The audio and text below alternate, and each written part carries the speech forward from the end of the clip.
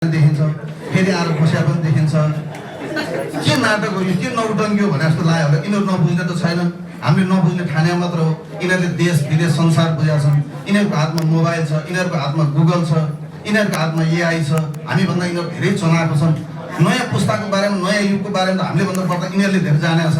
यिनीहरूले नभने मात्र हो यी बुढाखाडाहरूले कराइरहनु भन्दा हामीलाई एकछिन टाइम दिए भए हामी पनि हाम्रो कुरा भन्थ्यौँ हामीलाई लागेको कुरा पनि राख्थ्यौँ शिक्षामा कसरी सुधार हुनुपर्छ हामीलाई पनि थाहा छ यिनीहरूलाई के थाहा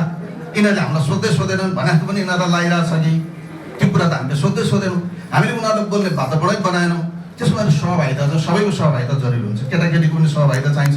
किशोर किशोरीको पनि सहभागिता चाहिन्छ नयाँ युग त उनीहरूले चलाउने त हो नि हामी त उनीहरूलाई ब्याकअप हो हामी त सपोर्ट गर्ने मात्रै हो अब हामीले तपाईँ धेरै कुरा गर्न सक्दैनौँ अबको युग बुझ्ने भनेको नयाँ पुस्ताले हो उनीहरूको बारेमा हामीले सोच्नुपर्छ र अर्को कुरा चाहिँ मैले अब लास्टमा मेरो साथलाई एउटा अनुरोध छ त्यो अनुरोध चाहिँ के भने हामीले गत वर्ष पनि घाटा बजेट बनायौँ अब यो पटक चाहिँ घाटा बजेट नबनाऊ अब हामीलाई चाहिँ तपाईँको चाहिँ अहिले 35 वर्ष के गर्यो भनेर हैरान छ फेसबुकमा एउटा केही लेख्नु हुँदैन 35 वर्ष के गर्यो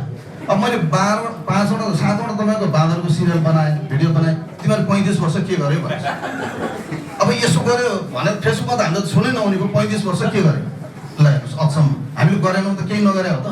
बाटो बनायौँ बिजुली बनायौँ हिजो तपाईँ पुल बोकेर भोटाङसम्म लानु पर्थ्यो त्यस्तो अवस्था थियो बाटो तपाईँको कस्तो हालत थियो मान्छे आँगन खनेर बनायो होइन हामीले बाटो अर्को आँगन खन्दा के भयो टुकरी लिएर आएनन् मान्छे कसले बनाएको थियो बाटो हामी त देउसी भैलो खेलेर तपाईँको चाहिँ भाँडाकुँडा जम्मा गऱ्यौँ गाउँमा के मात्र गरेन हामीले सबै गऱ्यौँ तर 35 वर्ष के गर्यो भन्छ प्रश्न अब त्यो सबै मैले यो गरेँ भनेर फेरि यस्तो दियो भने फेसबुकमा साध्य छैन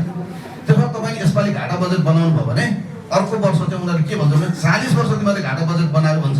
त्यसमा 5 वर्ष थपिन्छ त्यो थप्ने काम नगरौँ घाटा बजेट नबनाऊ यति भनेर म बिदा चाहन्छु धन्यवाद।